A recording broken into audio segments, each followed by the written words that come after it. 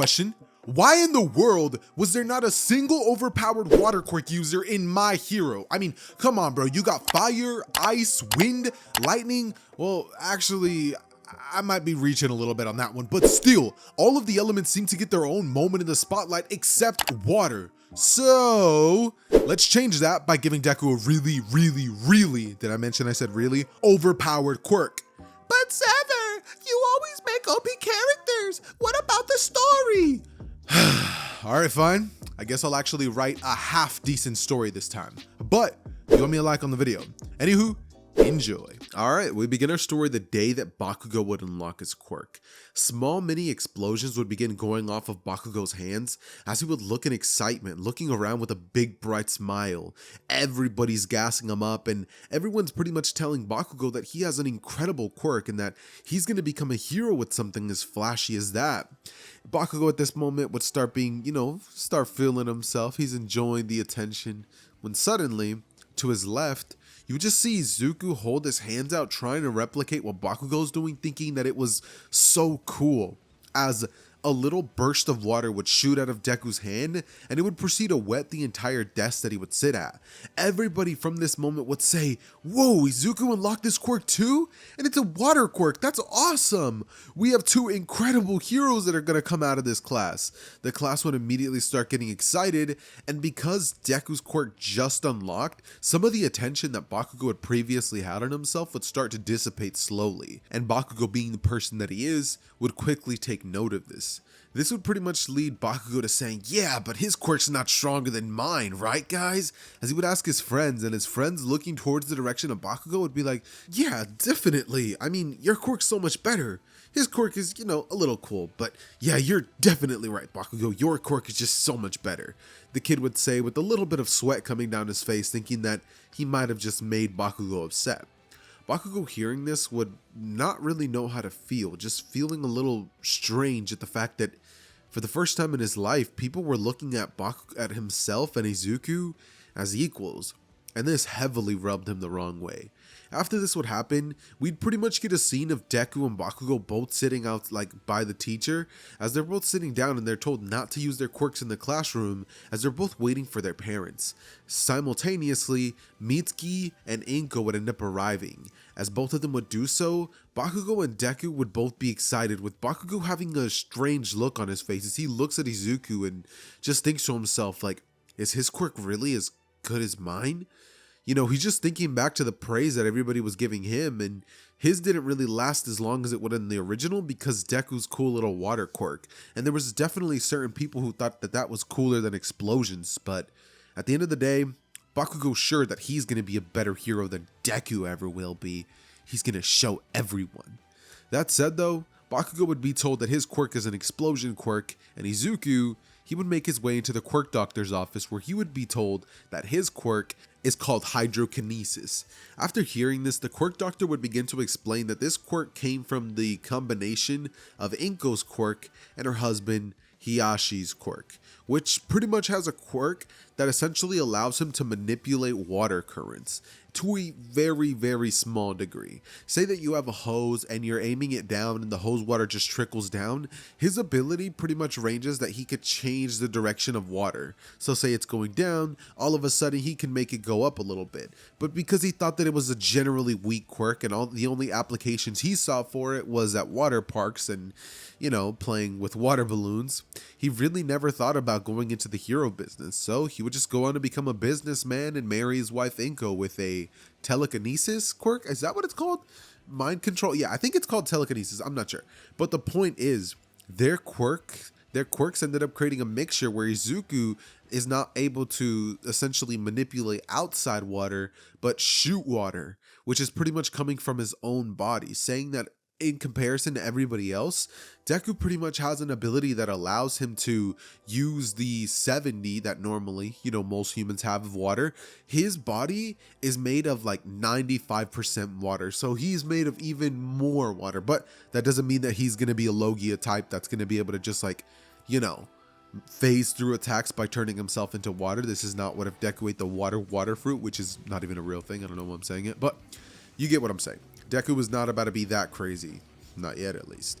Anyways, point is, The doctor would end up telling him that his quirk pretty much has one drawback, and that is that he needs to drink an absurd amount of water because of the fact that his body to use his quirk is going to be needing that. And he would tell him that if he wants to be a hero, he's going to probably have to carry a utility belt with a bunch of water bottles. Deku, after hearing that, would laugh, and Inko would say, well, thank you, doctor.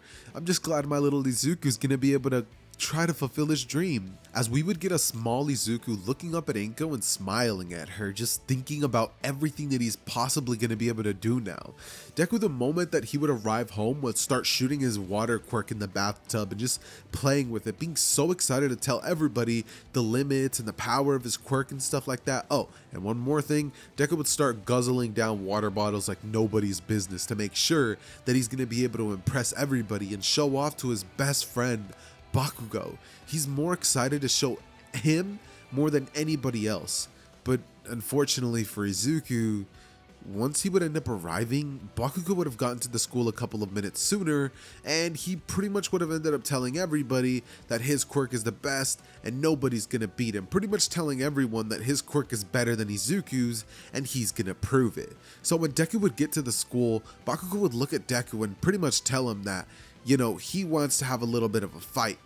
As Deku looks at Kacchan and goes, but Kacchan, why do you want to fight me? As Bakugo would push him to the ground, say, come on Deku, I just want to show everyone that my quirk's better than yours. Deku at this point would be like, Kacchan, but I just, as, you know, Bakugo would say, come on, get up, use your quirk on me. And, you know, it'd be at this point that Deku would just kind of stand there and he's just like, no, I won't. This would pretty much lead Bakugo to calling him a loser and to just pretty much start making fun of Deku and saying that he doesn't want to fight because he knows he will lose. This would just break Deku's heart. Mind you, this kid, all he wanted to do was get there and, you know, show off a trick that he had been working to impress Bakugo, but Bakugo was just looking at him as a rival, as somebody that he has to go through for some reason, but that was never even Deku's intentions or thoughts. He's so confused why this is even going on, but regardless, this was now Deku's reality, and this is something that he would have to deal with for years, leading us to a little bit of a time skip. Now, I'm pretty sure most of you can kind of understand what's going on. Deku also having a quirk in this timeline, and not just a quirk, but a quirk that most people could say is actually really, really cool, and a water quirk. This leads to some people, you know, glazing Deku a little bit, and Bakugo, being the person that he is, always wanting to be above everybody and feeling a little bit insecure, would feel the need to belittle Deku in this timeline, but for different reasons than he has in the original. So with that being the case, Bakugo would not really let up on Deku. He would just consistently keep putting Deku down, and any chance that he would get, he would remind Deku that he was so much better than him, that he was so much stronger than him, and yada yada yada. Deku at this point would grow to become more and more shy, not because he like is bullied by everyone else, but because people kind of just avoid him. Because Bakugo makes fun of Deku, everybody just kind of assumed, hey, if I'm hanging around Bakugo, if I'm hanging around Deku, then Bakugo might come after me. So people being scared of Bakugo would just completely stay away from Deku. This would lead to Deku more or less being kind of like a loner kid, and he would kind of have to just get used to it because that was his reality. And so years would pass as Deku would grow stronger with his quirk, getting to, you know, a little basic Coda level, being able to shoot larger scale water attacks, essentially being able to shoot out a fat like amount of water from his hands, which pretty much amounts to like a hose. That like if a water hose from a fire hydrant, you know how like the water comes shooting out like crazy and it could like push people back? That's pretty much like the craziest thing Deku can do with his quirk at the moment. He can also create little water bubbles that he could like throw at you, but they pretty much have the effectiveness of a water balloon, so he doesn't exactly do that with it. Regardless though, that being the case, Deku is now 13 years old. And at this point, I'm going to be introducing a little bit of a, you know, plot conducing storyline that I'm going to be adding to the story.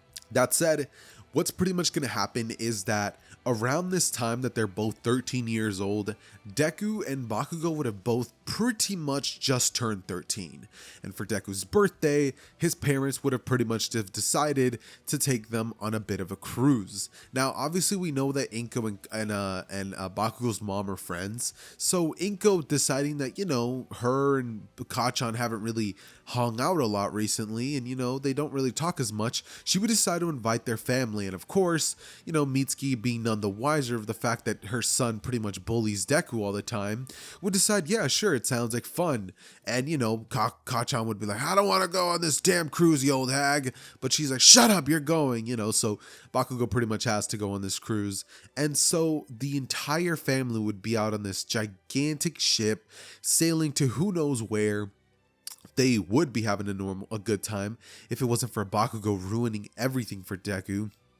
Because whenever Deku was pretty much out of the line of sight of both of their parents, Bakugo would always take an opportunity to cheap shot him, to remind him that they're not friends, to tell him that he's a loser, to push him over when he has a plate of food, to just shoot a random explosion at Deku just to make sure that he's reminded that, like, he's a loser and he can't do anything about it. And this would essentially all boil over on the third day of the cruise.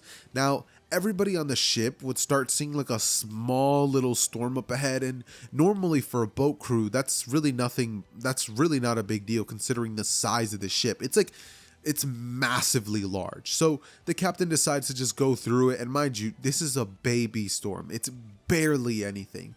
So as we see Bakugo and Deku both pretty much like just walking, Deku would end up grabbing a plate of food, right? Now, this is extremely hot. The food just came out, and he gets himself a little thing of I would say coffee, but Deku hates coffee because it dehydrates him. So let's say he gets himself a tea, a warm tea, like a really piping hot tea. And so Deku is pretty much just walking, making his way towards the direction of his table. You know, he's a bit far because he had to go to the buffet. And Bakugo, seeing this, would decide to essentially like kick out his leg, you know, right next to a group of girls that they were both pretty much like looking at. And Deku would just fall down flat onto the ground. His tea burns him, and he hits the ground, and now his nice little outfit is covered in a bunch of just dirt and stuff. We just get a scene of Deku looking up at Bakugo being like, what the heck, Bakugo? As Bakugo would look at him and smile, but that smile would quickly turn into rage as he would be like, the hell you just say to me, Deku? What, you want to fight or something? And Deku, looking up at Bakugo, would just have this angry expression.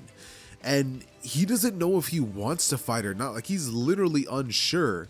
But looking towards the direction of Bakugo could see the fact that Deku was clearly not going to be taking any more of the stuff that he was giving him. So Bakugo quickly, like, looking at Deku, would tell him, what are you going to do about it, Deku? And so Deku, looking down, would just be like, leave him alone, it's just Kacchan. But in his mind, he couldn't help but think about every single time that Kacchan consistently put him down. And for what? Because he also had a quirk that had a potential to make him a hero? It's sickening. And Deku was just so tired of Kacchan's stuff. So Deku aims one hand out in front of Kacchan, and Kacchan's like angry look quickly shifts to one of like, what the heck? As Deku, aiming this hand out in front of him, would go to shoot a gigantic burst of water, the biggest one that he could possibly muster, at Bakugo. Bakugo at this moment would like actually fall down onto the ground because the ship itself would have shook really badly, causing Deku to also like fall, so his aim was off. It ends up hitting like a tray of the actual food itself on the ship, like the buffet area, and Bakugo would have dodged this massive attack that for sure would have sent him crashing into that buffet himself if he wouldn't have, you know, pretty much been launched out of the way. Bakugo, seeing this and realizing that Deku was actually about to fight back, would get a smile on his face as he would say, didn't know your balls dropped this time around, this time of year, Deku. Guess I'm gonna have to make sure I put you back in your place. As he would shoot off towards Deku with an explosion, sending him crashing into one of the tables, as the people around them would be like, what are you doing? You can't use quirks on this ship. As Bakugo would say, shut up, I gotta teach this nerd a lesson. as it'd be at this point that the ship itself would start shaking like crazy, and you would just hear thunder in the background. We just get a scene in which Bakugo is getting closer and closer to Deku, but suddenly all the people in that room area would start like feeling the shakes badly. They would see a big wave after a big wave after a big wave crashing on the boat, as everybody would let out shrieks and screams, eventually leading everyone to running out of that area. As Deku and Bakugo, both realizing that, this is kind of a big deal, would both run outside. And Bakugo would be greeted to the most horrifying sight he has ever seen.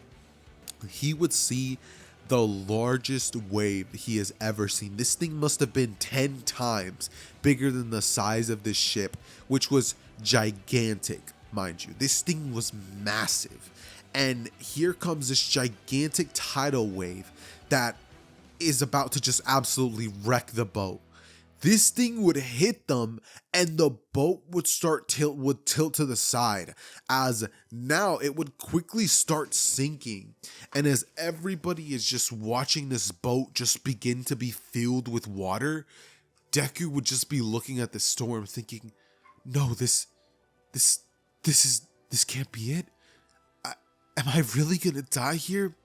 Looking at the next oncoming wave, as it would be the same size as that, knowing that this thing was going to finish them for sure. He would wonder how the heck this storm got this bad. It's unnatural. But it would be at this point that Deku, none the wiser, would have actually, I was going to say that because of his anger, like that caused the storm to go crazy, but like, I don't know. Should that be the case, boys? What do we think? I'm asking as if you guys can answer me right now. No, let's say that his anger did cause the storm to like go crazy and the water around them became uneasy because Deku was like getting really, really, really pissed. So that's what pretty much ends up causing these waves to be this large. But it's not like Deku's controlling them. He simply just like made the water become out of control because of his rage, and that little thing caused the water itself to go crazy, which led to like the perfect conditions for like a huge storm, which ultimately leads to the thing happening. So Deku, looking at this wave, just has a nosebleed coming out because he just used his quirk to a level that his body was not used to at all. So now Deku is starting to feel extremely weak. Like, this man does not feel good at all. And now he's seeing this gigantic storm come right after him. Deku, seeing this in a moment of desperation and wanting to halt the storm, would hold one hand out. I don't know if you guys have ever been driving with your mom, right? This is a me thing. But like, say I'm driving and I'm like 10 cars away from another car. My mom will stick her hand out as if she's like trying to like stop the car with her hand using the force or something like that. And that's what Deku does.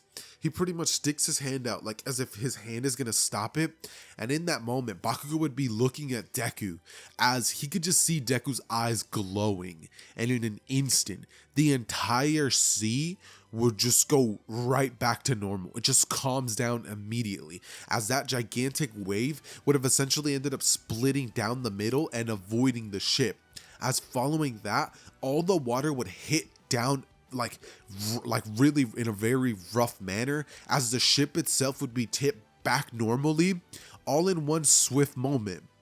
Motion is actually the word I'm looking for, as Deku would have pretty much caused the entire boat to have been fixed, dodged the storm, and calmed the waters.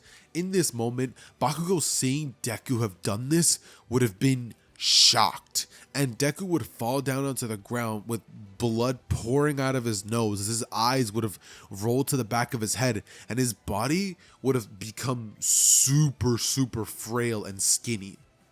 In an instant, this dude looked like a bunch of blood just got sucked out of his body, and he just needs water.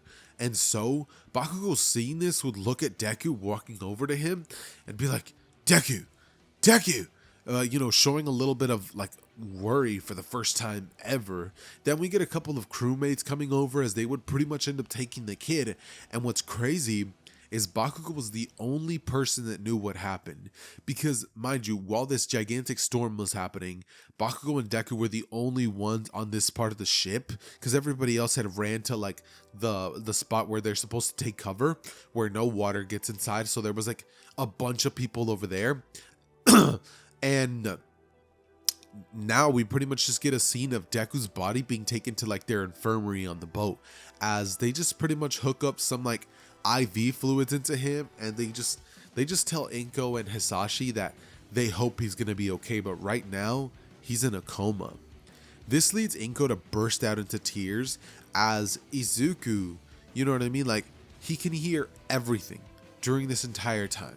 Inka would be by his bedside telling him that she loves him, that she believes in him, that he's strong, saying that he has to become a hero, remember? And so as this would happen, the cruise would finally end a couple of days later, as Izuku would pretty much be taken to the hospital, where he would undergo a, like, I want to say like a large coma, but it would pretty much be like a 1 month coma, where Deku was just so drained from using his quirk in that manner that the energy consumption nearly killed him. And this dude was hanging on by a thread, right? He willed himself to stay alive. In that moment, he should have died. Like, I'm gonna be honest, he should have straight up died. But his mom's words telling him that he has to become a hero caused Deku to push like his limits farther than he ever has before. And that ultimately leads to him waking up. About a month later, the liquid IVs would finally end up doing their job, and Deku would wake up, as his body would still look frail, but it just looks so much better than before. The second that Deku would wake up, Deku would just grab a cup of water as he would just start chugging it down, and you could just see Deku just like his eyes, like they almost light up for a moment. It'd be at this point that Inko would say that, does he ask him if he needs more? As Izuku would say, yeah, I'd appreciate that, Mom. As you would pretty much just get a scene of Inko running towards the nurse and asking if she can get like a massive water bottle. At this point, the nurse would give it to him, and she would just begin pouring it in a cup. Izuku, seeing this, would like want the water now, so he holds his hand out as if to like bring it to himself, and in that moment, Deku would cause the water in the cup to actually go to Izuku, which would actually cause the water to actually cover him, as he would be like, really? And his mom, seeing that, would be like, Izuku, you just controlled the water in the glass. Izuku at this moment would realize what he actually just did, and he would wonder, can I manipulate outside water sources now? Izuku's mind would start racing at 100 miles per hour, but it'd be at this point that Izuku would realize that he did. He would try doing it once more with the water that was already in that other cup, and Izuku would realize that this doesn't give him that weird, like, weak feeling that he gets whenever he uses the water from his own body. So, realizing that Izuku has now unlocked a new ability, or his quirk has become stronger some way, somehow, not really understanding how, Izuku would chalk it down to himself having some sort of quirk awakening. And so, after Deku would do this, he would pretty much end up chugging down that entire gallon immediately, as Deku's frail frame would start filling up massively. The water was healing him, and Deku could just feel himself getting stronger and stronger. Inko at this point would say, whoa, Izuku, you just chugged an entire, mind you, what are the kind of do you guys remember like most of you guys are probably in high school, if not middle school, but if you guys know, there's some people who will bring like an entire gallon of water to school. That's what Deku just chugged. Deku would ask for another one, and after drinking 2 entire gallons of water, Deku would look like normal again, as the nurses quickly running in to check up on Izuku and how he's doing, since he just woke up from, you know, a literal coma, would start to run a bunch of tests on him, making sure that this isn't just his body essentially accepting death and just like waking him up to like let him have like his final moments, which is something that actually does happen to people. But I digress. Point being, after this would happen, Izuku would be let out of the hospital, and the first thing that Deku would do is pretty much ask how his grades have looked. Inko at this point would burst out into laughter as she would say, Izuku, you just woke up from a coma, and you're worried about your grades? As Izuku says, well, yeah, Mom, if I don't have good grades, how am I going to make it to UA? She would just say, you never change, Izuku. As, you know, Deku would pretty much end up making his way towards school. And the second that he would walk inside, everybody would just stare at him as, you know, people are actually a bit happy because they know what happened to Deku and how he has a coma. And when Deku walks inside, for pretty much the first time since Izuku can remember, Bakugo doesn't give him a dirty look, he just ignores him. Deku would sit in the back of the class, and seeing that Bakugo's like just not doing anything to him, he would wonder what's up with that. But Bakugo to this point would then turn back to, you know, Izuku, looking at him as he would glare at him, and Izuku seeing Bakugo would just kind of like look at him wondering what's up with that. You know, not exactly feeling too scared seeing as he survived the massive storm, right? He would ask what happened with that, by the way, and his mom would have told him that miraculously the storm instantly stopped, with Bakugo never telling anybody what actually really did happen, because in Bakugo's eyes, it was just a fluke. It wasn't real. He must have just been seeing things. There's no way that Deku's quirk had something to do with stopping that monster of a storm. But regardless, now Bakugo was staring at Deku, and it was like Deku had a new light to him, a new aura, but he couldn't quite put his finger on it. That said, after school would finally be done with, Bakugo, in his typical Bakugo self, would make his way towards Izuku and probably say some snarky remark. After this happens, Deku would just kind of like brush that to the side and make his way home, and for the following little time skip that we have, which is pretty much going to be a 1-year time skip, Deku's essentially just going to work on his quirk and work on how he's going to essentially master using outside water sources, thinking about every single thing that Deku could possibly use to his advantage, noting that he's not exactly going to be having easy access to water source at all times, so he's still going to have to rely on his own quirks. Alright, we pick up our story where we left off last part, with the Sludge villain arc. I can't believe I'm saying that. I have never once in my life had a part 1 that ended up having me not cover the Sludge villain arc. So this is like a first. So first and foremost, leave a like on the video just for that alone. But no, seriously. Okay, Sludge villain arc. Like we all know, the day would pretty much begin with the teacher telling them all that they need to focus on their future and what they're gonna do before suddenly throwing the papers up in the air being like, you all want to become heroes! This pretty much ends up leading to the same old, same old. Ultimately, in this specific timeline, Deku does not get bullied by Bakugo. Once class ends, Bakugo's not gonna go over to him and be like, hey Deku, you're a nerd, you're going to 1A, or technically UA, my bad. But yeah, I just don't see that happening. Instead, what I can actually more realistically see happen is Bakugo would be telling everybody that he's going to be the greatest, he's going to be the best, yada yada yada, and then we suddenly get the teacher saying, oh, and Izuku Midoriya, you also want to go to the national school. Can't believe this year we're going to be having 2 candidates for UA. That's impressive. Well, I hope both of you get in. As Bakugo turning towards to see Deku, would kind of just see Deku in the back of the class, just like really in his own world. Like he's having his head laid back, he's not really caring about anything, he's just ignoring Bakugo. Suddenly he would look at Bakugo, but just staring at him, he would just look away, not really caring about Bakugo. As class would end, and suddenly we would pretty much get Bakugo going up to Deku as soon as it was over and snatching his notebook from him. It'd be at this moment that Deku, looking towards the direction of Bakugo with his personality having changed a lot after this next time skip and him getting stronger, so much stronger by the way, that now he's become confident in the fact that he's going to make it into this school. Deku would just look at Bakugo and just be like, why are you doing this, Bakugo? I don't have time for this today, so could I just have my notebook back? Bakugo at this point would say, looks like someone's grown overconfident. I'm gonna have to put you back in your place, you damn Deku. As from here, Deku would pretty much just sidestep Bakugo's explosion and walk towards the direction of the dude with his notebook, as he would point his hand out to pretty much signal to give it to him now. As the dude would just like put the notebook in Deku's hand, he puts it in his pocket, and Bakugo, seeing that Deku just like he's not even in a fighting stance, bro. This dude just like nonchalantly dodged his explosion straight to his face and walked over to grab the book. This pisses Bakugo off, who shoots a massive explosion towards the direction of Izuku, who would simply hold one hand out, as on his arm a small, like not like a small but like a medium-sized like water shield would appear in his arm, which would have come from the water inside of his own body. As this would royally piss Bakugo off, and the 2 goons that were with Bakugo would be stunned that he was able to block that and just walk away like it was nothing.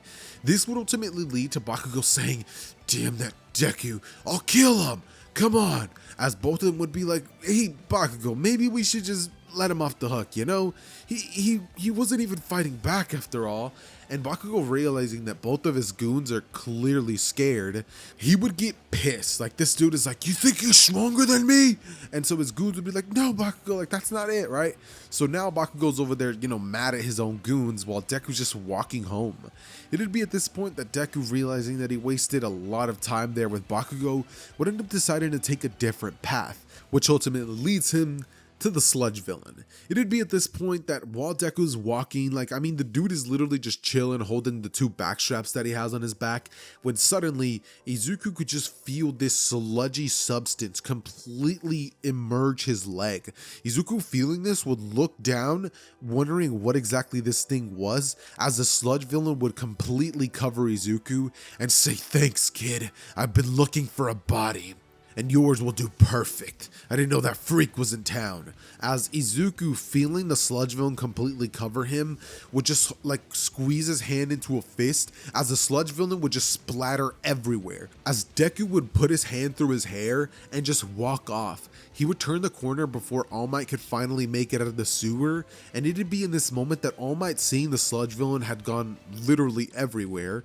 would look around wondering who exactly could have done this and what kind of quirk caused a Sludge villain to go splattering like this. All Might would be very concentrated on that question, wondering exactly what was going on. This dude is just sitting there pondering this, mind you, right? And because that would be the case, while All Might is jumping off, making his way towards a rooftop to pretty much just, you know, hide his identity or whatever, All Might would still accidentally drop the bottle. Now, in this timeline, I'm really only doing it so that I could aura farm for Deku, but you know, that's neither here nor there. Anyways, after All Might would drop the bottle, just like in the original, the Sludge villain and Bakugo would end up pretty much having their own little skirmish, which leads to a bunch of pro heroes arriving and a bunch of explosions, and more specifically, fire. Deku, seeing this, about to make his way home, would realize that he might be needed because there is a big fire. And so, Deku would make his way towards there with his hoodie on, just simply thinking to himself that he hopes he doesn't get noticed, because he doesn't exactly feel like getting chewed out by the heroes for simply trying to help. And so, Deku would make his way towards there as he would realize what was going on, that it was Kacchan and Bakugo. So Izuku, using his quirk, would pretty much just squeeze his hand once more because the Sludge villain is pretty much made of water, like a sludgy material. Izuku was able to pretty much send it splattering everywhere, as bits and pieces of the Sludge villain would be sent into fire, and All Might, who was in the crowd watching, would be stunned, being like, who was that? He would look away into the crowd, but because Deku was just a kid with his hands in his pockets at this point walking away, All Might was none the wiser as to who it was that saved him. But Bakugo? Oh, Bakugo definitely noticed that green-haired broccoli walking by. Bakugo, after he would pretty much be praised by all the heroes, would walk over towards Deku and say, hey, I didn't need your help back there, you damn extra, so don't get in my way next time. As Bakugo would walk off angrily, and Deku would just kind of stare at him nonchalantly, thinking to himself that Bakugo's so annoying. As after this would happen, we would essentially get the 10-month time skip, in which during this time, Deku would primarily train in two places. Now, I got this idea from a subscriber in the Discord server, link in description, but the point is, the idea is essentially he should train by the ocean because of the fact that there is a lot, and I mean a lot of water. So Deku would train in Dagoma Beach much like he does in the original, but unlike in the original, Izuku's not exactly going to be sitting there cleaning it up. Like, Deku doesn't really see any purpose for that, so he would simply clean a small section of the beach, and so nobody would really go to Dagoma Beach, which would work perfect for Deku, meaning he could train in private and nobody would really be bothering him. And the second place, well, the second place was a lot harder to train in, and it happened a lot more far few in between, which would be a volcano. A literal volcano where it was hot and Izuku had a hard time staying hydrated and he just didn't feel good. It was an environment that pretty much made Deku's quirk very, very hard to use. But because Deku put himself in this position, facing off against somebody with the flame quirk was now going to be so much easier, because Deku would pretty much make his way towards a volcano and train down there, with his mom Inko always being there watching him and pretty much telling him to be careful, you know, because it took a lot of convincing to get Inko to even take him to a volcano. She started with saying he should probably just train at a sauna, but after realizing that doesn't exactly work too well, he went to a literal volcano. That said though, after this would all be over, Deku's quirk would be a lot stronger, as you could expect, and he would pretty much be getting ready to take the entrance exam. So Deku, making his way towards UA, would walk inside, never exactly meeting Uraraka, because I just don't see him tripping. I don't really see him overthinking things too much, so he would take the written exam and finally make his way towards the outside section, where Izuku would just kind of sit there waiting for President Mike to get them to go, when finally President Mike would say, "Go, go, go, there's no countdowns in a real battle," which ultimately leads to everybody just storming towards the front of the line as they're all making their way towards the robots, and Deku, who would, you know, be towards the back of the pack, would finally end up seeing a couple of robots. Deku would immediately hold one hand out as a large pole looking like thing would form, when suddenly it would be revealed that it's a trident. Deku would create water tridents as he would throw them towards the robots, piercing them, getting a grand total of 12 points immediately, having found like 4 robots. But after Deku would do this, Deku would realize that it's going to be very hard for him to find a bunch of robots unless he makes his way towards the top. So Deku would use his water quirk similarly to Black Whip, as he would swing himself to the top of a building, noticing that there's a bunch of robots off in a different direction, and Deku would start jumping from rooftop to rooftop, making his way towards that direction, shooting out a water-like cable that looks like Black Whip as he would go down onto the ground, and the second that Deku would land, water would begin coming from his direction, like from his feet, and it would go towards the direction of this robot, which would ultimately cover it, creating a water prison, which causes the robot to malfunction, as Deku would smile, realizing that all his hard work had truly paid off. And this would ultimately lead to Deku continuing to destroy more robots until suddenly the ground would begin to rumble, and Izuku would take note of the 0-pointer. The 0-pointer at this point would cause everybody to run away, and Deku, knowing that the 0-pointer is not exactly going to give him any points, would decide that there's no reason for him to bother with it in that case, as Deku would turn away, going towards the direction of other robots, when suddenly Deku could hear the sound of someone in danger. And Deku hearing this, it's like his body would just move on his own.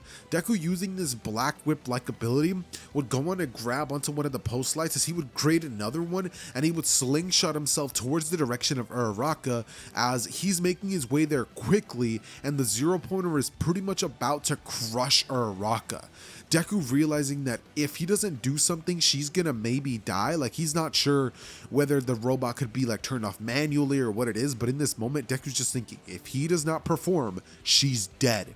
So what Deku would do is pretty much just have a crazy aura farm moment. He would do something that he's been working on for a while, but he's still not sure if it's ready. As Deku, his eyes would glow like a weird bluish green like color, as the water from the sewer itself would come shooting out, and multiple sewer lids would just be sent flying into the air, as a bunch of like dirty brown looking water would come shooting towards the direction of the 0-pointer, and it would shoot a hole straight through his chest. The 0-pointer would have this dirty sewer pressurized water just blasting it, as a 0-pointer would fall backwards, and a bit of that water would like start sprinkling towards their direction, but Deku, holding one hand out, would create this like dome of water that would protect them, as he would ask Uraraka if she's okay, taking some rubble off of her leg before asking if she could stand. Quickly he would realize that she couldn't really put any pressure on it, and immediately his water prison dome would go down,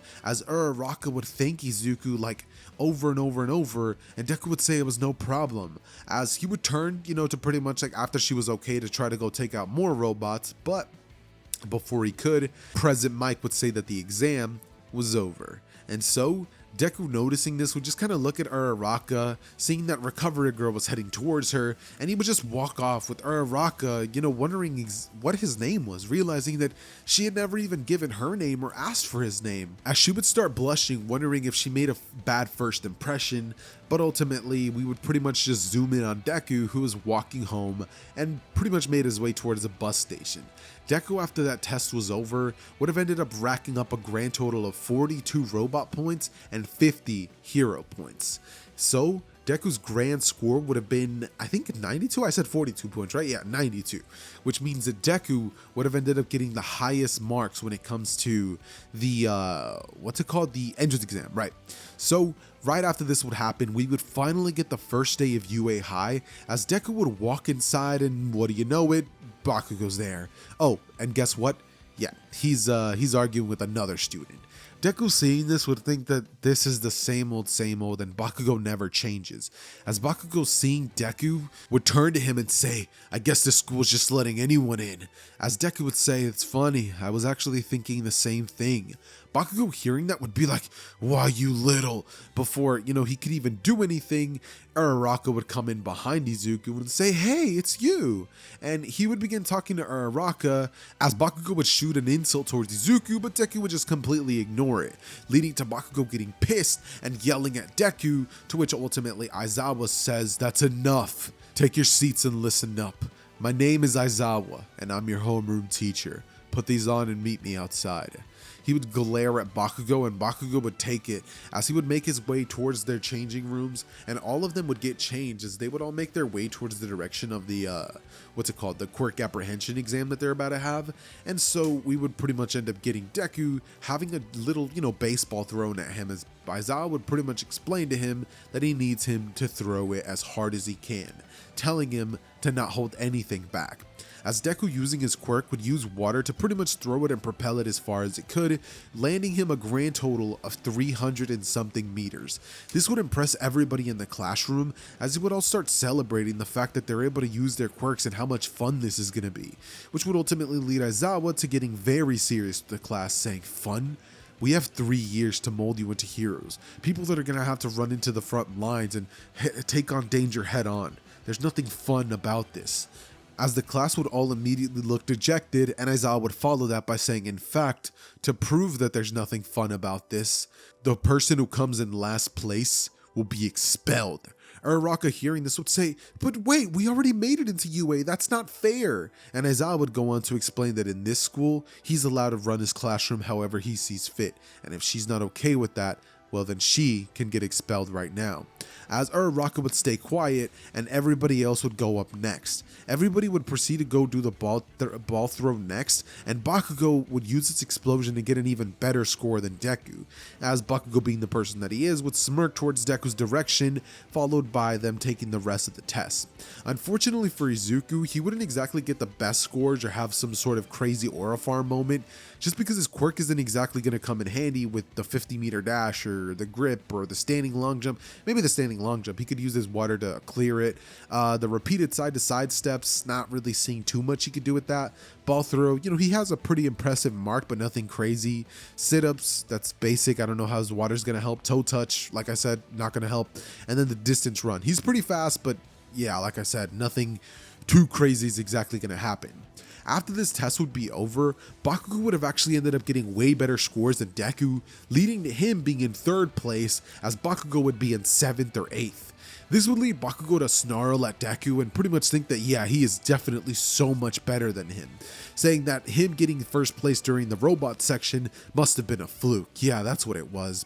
As, after this would be over, Bakugo wouldn't exactly antagonize Deku, having thought that he pretty much won for the day, as Deku, after the entire school day would be over, would realize that there's definitely things he still needs to work on, with one of those being his physical body more, realizing that without his quirk, he's still average, he's weak, and so Deku would now start focusing on training his actual body. But because it isn't exactly going to happen overnight, and this is going to be something gradual, we're going to be skipping to the battle trial arc, in which, just like in the original, I don't really see anything changing in terms of the matchups, so it's still going to be Uraraka and Deku versus Bakugo and Ida. The second that the match would be announced, Bakugo would just get a gigantic glare, noting that he's finally going to get the chance to hurt Deku, and he's not even going to get in trouble for it. So Bakugo would prepare himself for this, and the second that it would begin, Bakugo would use his explosions to go flying towards the direction of Izuku, as Bakugo would quickly make his way towards the lower level where Deku was at, as he would throw a giant explosion at Deku, but just like in the original, Deku would parry it and actually counter him, slamming Bakugo onto the ground, as Bakugo would cough out a little bit of spit, and he would be stunned that Deku was able to dodge that point blank, with Deku saying, "You telegraph." From this point, Deku would engage Bakugo with hand-to-hand combat, as Bakugo would shoot an explosion at Deku's direction, but Deku, creating a water shield which would splatter everywhere with the water getting on the floor, would proceed to actually snuff out Bakugo's explosion. As after this, Deku, looking towards the direction of Bakugo, would pretty much hold one hand out as a beam of water would go shooting towards the direction of Bakugo, who would hold both of his arms out in front of him,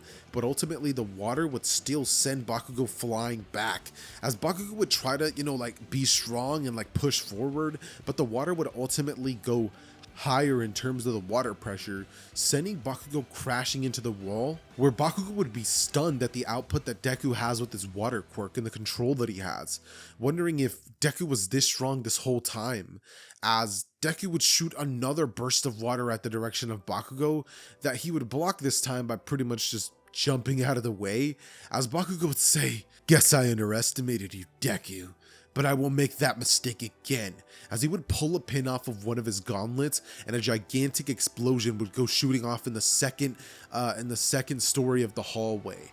It'd be at this point that Deku, seeing this giant explosion coming towards him, would hold one hand out as the water would form a little blockade. It's like a water wall would form in front of him, blocking the explosion and tanking most of the damage, as Deku would only be sent flying back a little bit, like he just got pushed a bit back. But after this would happen, the explosion would let out a bunch of steam, as Bakugo would look towards the direction of it with a smile, thinking that had to have hit, right? But as soon as the smoke would clear, or the steam, might I say, Deku would just be standing there, as Bakugo would see this and be stunned, wondering how that's even possible. But from Bakugo's leg, he could suddenly feel his boot feel wet, as suddenly a bunch of water would actually end up covering him, and Bakugo would be stunned as to what the heck is going on, but he wouldn't realize that Deku had essentially just used a water prison on him, which would shock Bakugo and would cause him to have absolutely no oxygen. He would try to shoot explosions inside, but because he's inside of a pretty large water prison, Bakugo was completely unable to break out of it, and so he eventually ends up passing out due to lack of oxygen, as Deku would leave him on the ground and put his capture tape on top of him, not even wrapping him with it, as he would make his way towards where Uraraka's at, and Uraraka would have got captured by Ida, so Deku would quickly end up making his way to the bomb room, taking the bomb from Ida, and ultimately winning the Heroes vs. Villains event, which now leads us to the USJ event. Who do you guys think is the strongest in the class, Ribbit? So you would say, she would turn to the rest of their classmates and ask a question that would immediately spark a crazy debate. Everybody would start talking about who they think is the strongest, with some people saying it's Deku, some saying it's Todoroki, and the class would ultimately not come to a consensus. Some people would say that because Todoroki has fire and ice, Deku's water quirk wouldn't be able to stand up to him. But other people are saying that Deku's water quirk seems extremely powerful, and that one good shot to Todoroki should be able to beat him. But ultimately, they would finally end up making their way to the USJ, and once they would end up entering inside, they would be greeted to the world's most boring, unskippable cutscene. Pro Hero 13. She would immediately start telling the class everything that they need to know in regards to quirk safety, and after she would be done yapping for about how long would her speech realistically be? I could see it being like a 10-minute unskippable cutscene, when finally we would get Kurogiri appearing in the center of the USJ and telling the heroes that his feelings are, they're very hurt, considering the fact that they didn't even invite the villains. Like, how rude of them. But anyways, he would then quickly proceed to teleport everybody to different sections. And unfortunately for Kurogiri, he would have chose the worst possible section to send Izuku to, because the second that Izuku would be sent there, Izuku would land in the water and it's like bro would have the most devious smile. Deku looking around and seeing that there was a bunch of water quirk users or like mutant quirks or things of that nature would just lock in. This man proceeds to squad wipe every single villain in the water section in like 3 seconds, followed by him making his way on top of the boat by using the water underneath him to essentially like move him. He's using the water like microbots. If you guys have seen Big Hero 6, that's what he's doing with it. And he would tell Tsuyu and Mineta to just make their way back towards the shore, that he's going to be helping Aizawa out. So Izuku would quickly lunge towards that direction, as Izuku, holding one hand into the air, would cause 12 different water typhoon looking things to go flying towards the direction of villains, as all of them would be knocked out immediately, which would be incredibly easy considering they couldn't even defend themselves with their quirks thanks to Aizawa, and the ones that were mutants couldn't exactly do anything about it. So after this would happen, you would pretty much just get Shigaraki saying, "Kirigiri, the Nomu," as the Nomu would be brought out, and Izuku would stare at this gigantic behemoth with a brain on the top of its head, wondering what the heck that thing's there for, as the Nomu would quickly go to rush towards the direction of Aizawa, as he would take him out considering that he was eliminating people's quirks. It would go on to punch towards the direction of Aizawa, but Deku, seeing this happen, would cause water to pretty much end up being between Aizawa and the Nomu, which shockingly would not stop the Nomu. The Nomu would punch right through it, and it would hit Aizawa, sending him crashing away, as Aizawa would roll on the floor, and the Nomu would turn towards the direction of Deku, recognizing that he's the one who used that quirk.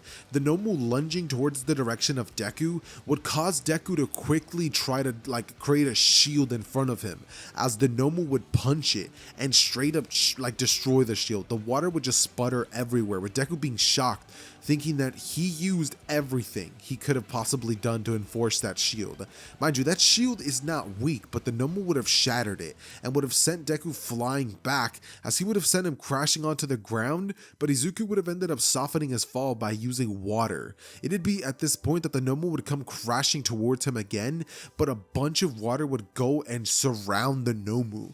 The Nomu would now have a bunch of water restraining him and holding both of his arms back, as the Nomu would let out a screech and rip one of its arms off before it rips the other one out and screeches in Deku's face. Deku, realizing that this but that this Nomu is like a big freaking deal, would pretty much proceed to use his water to shoot a gigantic pressurized beam at the Nomu, which would be the highest amount of pressure he could actually use, which would leave a hole, not a hole that would go all the way through the Nomu, but one that would go like halfway through, piercing into the Nomu, but then it would just regenerate. This would shock Izuku, who's absolutely stunned at the fact that the freaking Nomu could do something like this.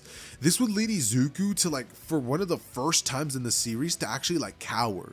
This dude proceeds to like hold his hands up in his face, realizing that this thing was 100% about to beat on him, when suddenly Bakugo would come flying in using his explosion quirk, saying, "Get out of the way, extra," as he would blast an explosion into the Nomu's face, causing the Nomu to turn towards him and punch him.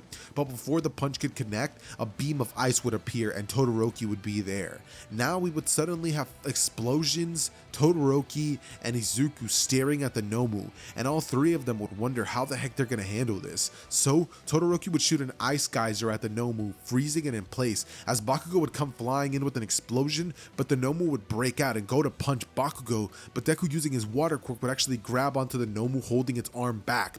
The Nomu would screech, looking towards the direction of Izuku, as Bakugo comes in with an explosion square to the face, which does nothing. Literally nothing.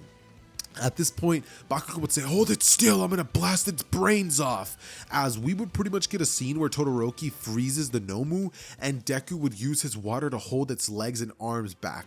And as this is happening, we get a moment where Bakugo comes flying in and shoots a point blank gauntlet blast at the Nomu's face, like causing a brain bits to go everywhere, as one of the eyes would even go flying off and the Nomu would fall to the ground.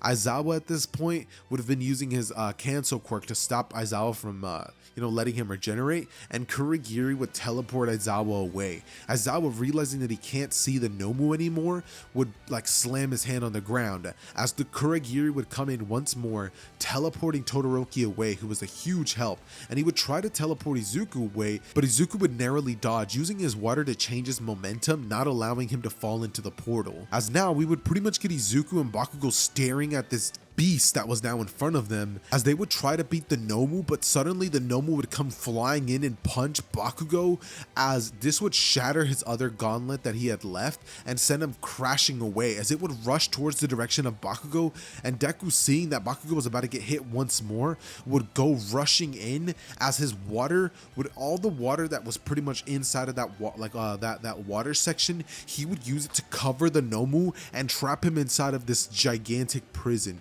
Deku's eyes would start glowing as his hands would be held out, and he would be holding the Nomu back, restraining it perfectly. It'd be at this point that Shigaraki, noticing that this was happening, would rush towards Deku as he would go to try to decay him, and right as he was about to touch him, you would see the symbol of peace, All Might, crashing in as he would say, "I am here," and he would end up essentially like protecting Deku by getting him out of the way of Shigaraki and putting Izuku behind him, saying his iconic "I am here" line. This would lead Shigaraki to being stunned that All Might was finally here, as Kurogiri, seeing this, would tell Kurogiri to get the brats out of the way, as a portal would open underneath Deku's legs and it would teleport him away where Todoroki was sent to. Bakugo, seeing this, would go rushing in once more, having, recovered a bit from the last punch he took from the Nomu, and would actually try to hit Shigaraki, but a portal would open, causing him to dodge out of the way, and the hand would be just about to grab onto Bakugo's face when All Might would come flying in, and he would pretty much grab a Shigaraki's arm, stopping him, but the Nomu would then come flying in and punch him right on his weak spot, sending All Might crashing back as All Might and the Nomu would get into a heated one-on-one battle, which All Might would win obviously, but it would take him a lot. After this would happen, All Might would still end up pretty much faking that he's still able to remain in his large, human form, which would ultimately lead to Shigaraki escaping just like he would in the original, and the students having their usual cleanup that they get in the original. Following this, Deku would have a couple of things put into perspective.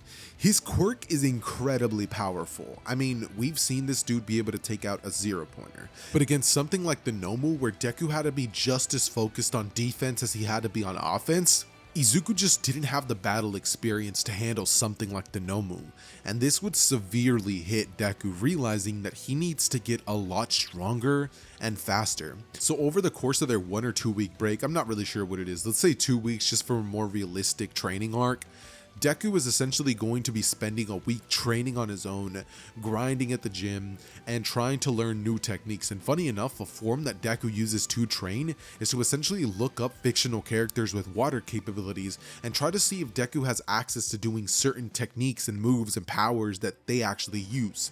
But Deku, not having anybody to actually practice this stuff against, would realize that he's actually going to be needing a little bit of help. So as much as Deku hates to admit it, he would end up going to Bakugo's house, where he would ring on the doorbell only to be greeted by Kachan, who'd say, "Huh?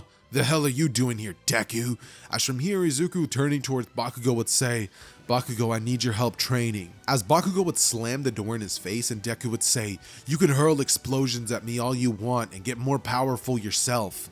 Bakugo from this point would open the door and say, "I'm listening, Deku, but if we do this my way." From here, for the next week, Deku and Bakugo would train together. Mind you, they still don't like each other, but they both have to admit the fact that training together definitely does help them out. And because they're quote-unquote rivals, not really because it's a one-sided rivalry, Deku would pretty much focus mostly on defense, making sure that something like the Nomu, where he's scared and he's cowering, never happens again. And also, he would work on these really insanely overpowered instant kill moves. He would work on this by using a mannequin. Now, what he would end up doing to the mannequin is carving out the inside of the mannequin. He would get a mannequin, cut it in half, carve out the inside, and essentially use a move that he saw on an anime he watched, where a water user shoved so much water into their target that they just exploded from the inside out. And that's a move that Deku would work on. Now, obviously, he's not going to use that on humans, at least he doesn't think he will, but if he ever encounters something like the Nomu that's a monster or a creature like that, he could use it on it. Deku would also work on techniques like a water dragon by the ocean, something that he had never thought of before for some reason, realizing that he was not really thinking outside of the box, working on a far more powerful water prison, and also working on water clones, a technique that pretty much allows him to create a bunch of duplicates of himself, which are able to manipulate water themselves or simply blow up with a force that is actually extremely shocking. Like, if it blows up in your face, it's gonna stun you. It's not gonna kill you, but it's gonna stun you really harshly, and that's the objective of those clones. Deku would have gotten a lot stronger during this time skip, and his defenses would have shot up through the roof having worked with Bakugo, somebody who definitely would have used this opportunity to blow a couple of explosions in his face. That said, after the 2 weeks of training would finally be over, Izuku would make his way back to school where all of the students would be informed of the UA Sports Festival. And after this would happen, we were pretty much just going to be skipping straight to that, with Deku being the one who gives the speech, but that doesn't really matter, right? So we're going to be skipping immediately into the actual events of this, and we would zoom in on midnight, essentially shooting a starter's pistol as everybody would go and Todoroki would freeze the ground, causing a bunch of the contestants to actually be frozen to the ground, but Izuku would definitely not be one of them. Izuku would end up rushing towards the direction of the zero pointers, and as he's running towards them, Izuku would let out an X-shaped slash towards the direction of one of them, which would cause the zero pointer to be cut in half by water that has so much pressure behind it that it literally cut the zero pointer in half, something that he wasn't able to do before, as he would use a black whip like ability with water to swing past the zero pointers and get right by them. He would be on the tail of Bakugo, who would be using his explosions to blast first place and rushing as fast as he can to the finish line. Deku, seeing that Bakugo was getting ahead of him, would run as with two fingers aimed at Bakugo's direction, which he would have stole from Suigetsu from Naruto, having watched it. He would shoot his water pistols at the direction of Bakugo, causing Bakugo to have to dodge out of the way as he's rushing towards the finish line, and Todoroki, seeing that both of them are definitely fighting for that, would slide through with this ice. He would freeze the ground, thinking that was gonna harm Deku some way somehow. But Deku would simply create a black whip tendril, grabbing onto Todoroki's ice as he would use it to his own advantage and swing on it, making his way closer and closer towards the direction of Bakugo, who was currently in first place, as he would swing and shoot water pistol bullets. But ultimately, Bakugo would end up getting first place, having improved a lot during his training with Deku, and Todoroki would end up getting second place, as Izuku would have came in on third, never having relied on his bomb strategy that he would have used in the original. That said, Deku would not have the same thing that happened to him in the original where nobody wanted to be teammates with him. Instead, that would be Bakugo. Unlike Deku, would still be able to recruit his team just like he was in the original. Izuku, however, his team would be a little bit different, because in this specific timeline, he's not going to be having Mei Hatsume on his team, because she does not want to be on his team considering he's not in first, and Bakugo's not going to be letting her be on his team, so she'd probably be in Todoroki's team. Deku, however, is probably still going to be having Tokiyami and Uraraka, and just for the heck of it, I say we throw Ida in there because he's friends with Uraraka, so that's the team that they're going to be having. But what they wouldn't be expecting is that the people who are actually going to hold them up would be a bunch of clones of Izuku, as Izuku would use his water techniques to essentially get them past this section of the story without getting eliminated. Now, mind you, some of you guys might have noticed that I didn't exactly cover this section, and that's just due to the fact that I hate the Cavalry battle. It's so annoying and tedious to cover, so let's skip that and get right into Shinso versus Deku. Now, this is kind of a little bit of an interesting section of the story, just because I'm not entirely sure what direction of the story I should take this in. Should Deku speak to Shinso, he's gonna lose, and there's nothing that's gonna be able to snap him out of it. Mind you, he doesn't have one for all. But then there's a part of me that believes that Deku probably wouldn't answer him, and the reason for that is just because of the personality that this Deku has built up through the story that he's been on. So I'm just going to be saying that for this specific timeline, so that nothing ends too soon, Deku's going to be getting past Shinso. And after this would happen, unlike in the original, we're never going to get that section where Todoroki and Deku would have their own little moment before their own battle. Just because of the fact that this time Deku doesn't have a quirk similar to All Might, so Todoroki can't exactly connect the dots, if you get what I mean. But That being the case, we would now get a battle between Todoroki and Izuku, and this would be explosive, because unlike in the original, Deku doesn't have access to One For All to just shatter the ice, but he could still counter Todoroki, and he would do so by using his water and pressurizing it so much that it could just shatter the ice. So Todoroki would do his best to use his ice to essentially defeat Deku, but because Deku's control with his water and the pressure and the damage output that he could use with it now, it's just insane.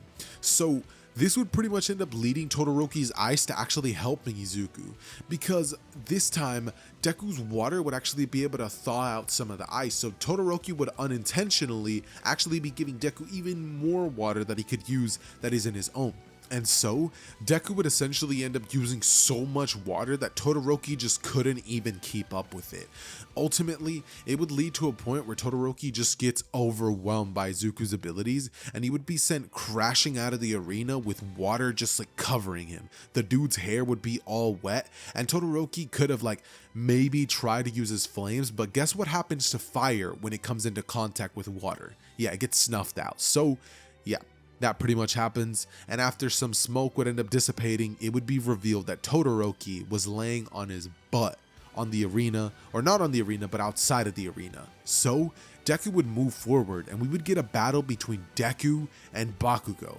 And this one is actually going to be a little bit interesting, because now Bakugo has a bit of understanding onto how Izuku's quirk works. So Bakugo understands that getting into close range battle with Izuku is probably his worst nightmare, but getting into a long range combat is a death sentence, because of the fact that if he gets into long range combat, that's practically Izuku's specialty. So what Bakugo would decide to do is to start the battle by feinting like he's gonna get into close range combat and blasting towards him before then shooting up into the air and shooting a smoke bomb, redirecting behind Izuku, as Izuku would create a water barrier around him, to which Bakugo would use his explosion trying to blow it up, but realizing that he can't, he would be stunned to see that the water barrier would shoot water at him like water spikes. Bakugo in this moment would dodge out of the way, dodging most of them, but some of them would actually make contact, as Deku, using a water whip, would grab onto Bakugo's leg, dragging him down, as Bakugo would be sent crashing into the stadium. From here, Bakugo would crack his neck, saying, "What do you say we go hand to hand?" And Deku would say, "Fine by me," as he would rush in and both of them would go to throw a punch. Bakugo with one with an explosion, and Deku would have a giant water arm that would connect with Bakugo, which would actually cause the explosion to blow the arm up, as Deku, all he needed really was to get close to Bakugo. Water would begin surrounding Bakugo's leg, as Bakugo in this moment would aim his hands down to blow that up, causing his defenses to be completely dropped, as Deku in that moment would say checkmate, holding a water pistol to the head of Bakugo, saying give up, as Bakugo would say that's not my style, and Deku would say I know, shooting that thing right at the head of Bakugo, as Bakugo would fall down onto the ground acting like he was unconscious.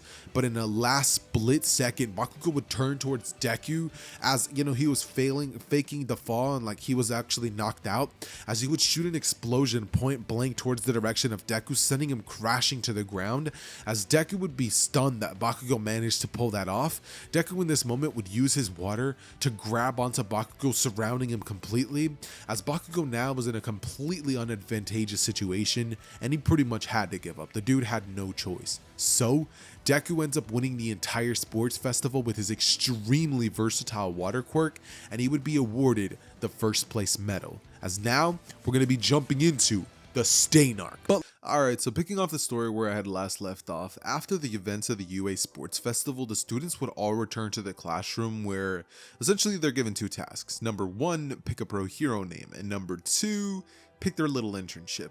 For this specific timeline of events, I'm really not too sure who Deku should go with in terms of the actual hero, but because there's really a limited option of what pro heroes have a water type quirk that we could go to. I mean, there is that one dude that's a seal that likes to make that cute face that Tsuyu went to intern with. There is Emmanuel, which is currently in the Stain area, which is probably the one I'm going to be choosing. And then Gang Orca, I mean, he has like a whale he's an orca. Why would I call him a okay? There's Gang Orca, who looks like he has some sort of water mutation type quirk. I do wonder if he can swim very well underwater. That's something that I've always wondered, but I don't know, who knows. Anyways, and then when it comes to his pro hero name, I'm honestly not too sure what it is, and I'd ask you guys and be like, oh, pick a hero name down below in the comments, and I'll go on to name him that in the future events of the video. But to be honest, I'm probably gonna finish the story today. So if you guys can think of some really cool pro hero names, comment them down below, and you'll be the pinned comment, not taking attendance. Okay, yeah, you'll be the pinned comment. Anyways, I think the hero that Deku's gonna internship with kind of has to be a manual just for the story to work. I mean, I really do want the whole Stain situation to still happen, so yeah, we're gonna be rolling with that one. Because obviously he can't exactly go with Gran Torino because, you know, he doesn't have one for all, so yeah. I think Emmanuel's the best bet. This will be helping two specific things. Number one, he's going to be there with Ida, so he's going to be having a close eye on Ida, meaning that during the entire time of the internship, he's just going to be taking notes from Emmanuel on how he uses his water quirk, and Emmanuel's going to be absolutely stunned with how much control Deku has with water in his quirk. He's going to be honestly impressed and trying to even ask Deku how he can potentially get stronger with his own quirk. Deku would literally be the one giving pointers to Emmanuel, and this would actually help him get a lot stronger than he is already. This is also going to inspire Deku to get himself more of a pro hero costume that has some more inspiration on aquatic and water and stuff like that, and Emmanuel would even recommend him to go with some sort of Poseidon type look, like the king of the ocean, something along those lines. But regardless, with that being said, Deku would pretty much have a good time there, but the only thing that would be bothering him would be Ida's whole vibe. Something about him just seems strange, and he's not exactly too sure why, but with that being the case, Deku would definitely keep note of that, and ultimately, we would finally have a couple of days passing to which finally, they would be in Hosu where they're pretty much just patrolling when suddenly Ida would disappear. Deku, noticing that Ida would have left the area, would quickly go after him, telling Emmanuel that he's gonna go after Ida and that he'll be right back. Emmanuel would say, "Wait, Izuku, you can't!" But it'd be too late. Deku would already be rushing off in search of Ida, and as we're speaking, Ida would already have encountered the pro hero killer Stain. All the while, Ida was already laying flat on his back because he was unconscious. Wait, no, not unconscious, paralyzed. That being said, the second that Izuku would see this and the hero killer, Izuku would be stunned as he would realize he was looking for him this entire time. Izuku at this point would be extremely glad that he chose Emmanuel and not another hero like Gang Orca or even the other seal dude, and Izuku would immediately get into his combat stage as Ida would say, "Stay out of it, Deku!" But Deku just wasn't hearing it. He was going to be defending Ida one way or the other, and Stain would rush in towards the direction of Izuku to try to cut him and get some of his blood, but Deku using a shield would block Stain off as Stain would jump back before throwing a dagger at him. Deku would leap out of the way, dodging that easily as Stain would jump from wall to wall, making his way towards him as he would come at him with a katana. It would be at this moment that Deku would create his own water blade, but actually no, water trident, as Deku would counter Stain, and Stain, seeing that this trident was easily able to like slip his sword down with it, he would do exactly that, slipping it on the trident itself and trying to stab Izuku. At this point, a little piece of water would come out to protect Izuku that would harden itself, leading Stain to be shocked. It's kind of like Gaara's sand defense in the sense that the water didn't act on its own, but it defended him, similar to what Gaara uses. After that would happen, Izuku would pretty much end up like using the sewer that they had underneath him to have the water be controlled like subtly, and as Stain would pretty much like gain some distance and think that this kid is definitely powerful, he would pretty much end up getting shocked as from behind him, he would leap out of the way last second before a bunch of water would shoot at him, which would almost send him crashing to the ground, but he would leap onto the wall as he would stab his dagger into the wall and hang off of that, as Izuku, seeing this, would redirect the water, turning it into a water dragon, as said water dragon would lunge at Stain, and with its teeth it would skewer into Stain's body, crashing him into the trash can, where Stain would be left left there, looking unconscious seemingly. Deku, seeing this, would proceed to go closer, as Izuku would then remember the last time that Bakugo fought him at the UA Sports Festival, remembering what Bakugo had done, pretending to have fallen unconscious and gotten the jump on him.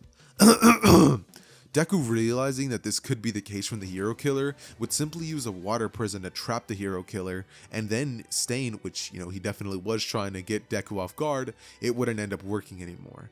As soon as Deku would capture Stain and the battle would be over, he would end up calling the ambulance for Ida, and then like in the original, Todoroki's presence wouldn't even be needed.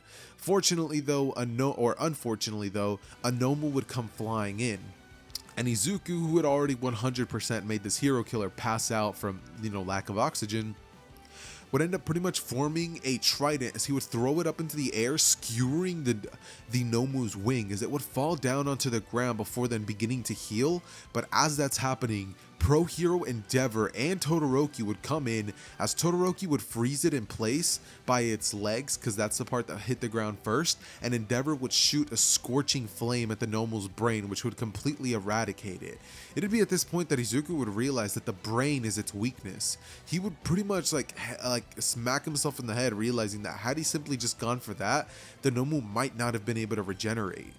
So Deku, thinking about this, would keep that in mind for the next time he has to encounter one of those freaky Nomu creatures.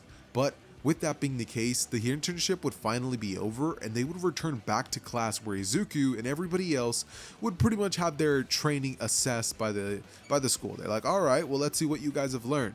They go through that little section, and after that, we would essentially get the Pro Hero final exam. Why do I keep adding Pro Hero? What's up with me today?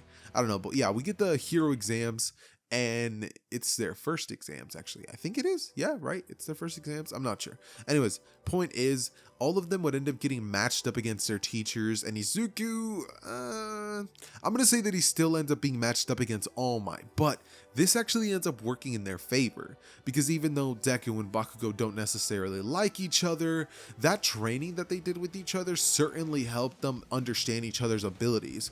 So when it came to this, even though Bakugo acted as though he didn't want to work with Izuku, he sort of understands that he kind of needs Izuku, and Izuku needs him to defeat All Might. Not really, but yeah.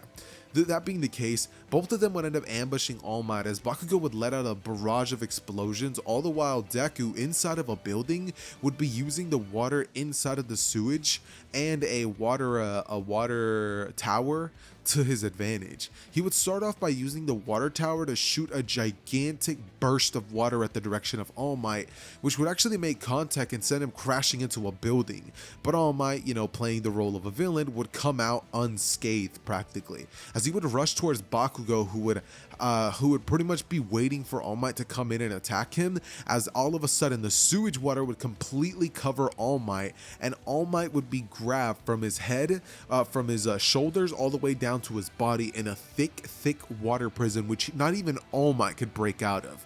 After this, Bakugo would walk up closer to All Might, saying, All Might, it doesn't exactly bring me much joy to do this, but it's night for you. Or no, not night. He would say, it's lights out for you, All Might, as he would pull the pin and bam, 2 explosions, point blank, and All Might's face would go off, which would cause a heavy amount of damage on him, right?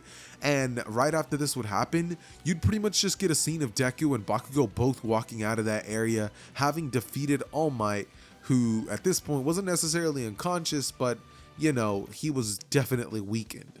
That being said, after this would take place, we were now finally going to be covering the events of the Forest Training Camp arc.